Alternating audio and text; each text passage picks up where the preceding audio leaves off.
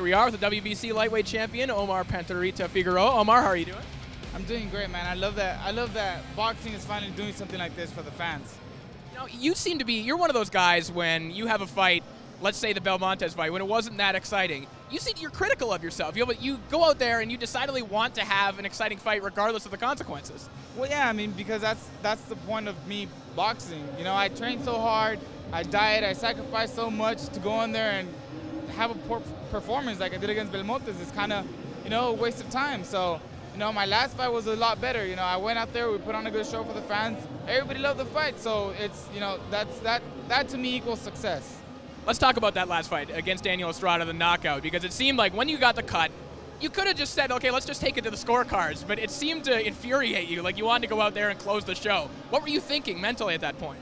Well, it did piss me off because first off, I get a scar on my face, and second off, it's more time to heal, and it's a mess. So unfortunately, it was a clash of heads. If it was a punch, then whatever. He punched me, got a good punch in there, whatever. There's not much I can do, but a clash of heads, it does kind of upset me a bit more, and I was just like, you know what, I just got to go in there and finish it off.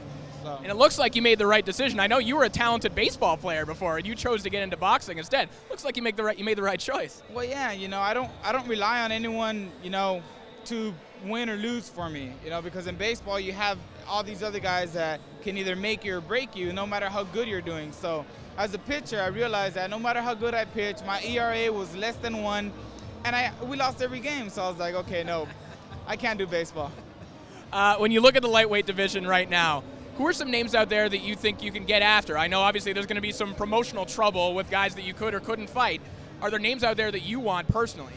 Well, I think the first name that comes to mind is Linares, because he's a mandatory. So I mean, I definitely want to stay at 135 and make that fight happen for the fans, because I've seen that a lot of fans want to see it.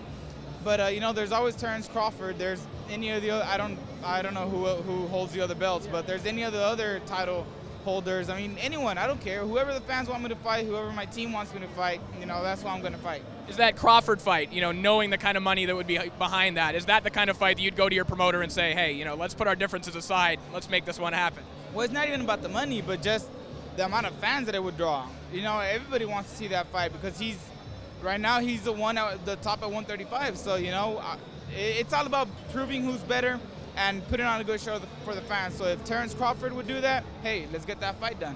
Whoever it is, we can't wait to see you back in the ring. Thank you very much. Thank you.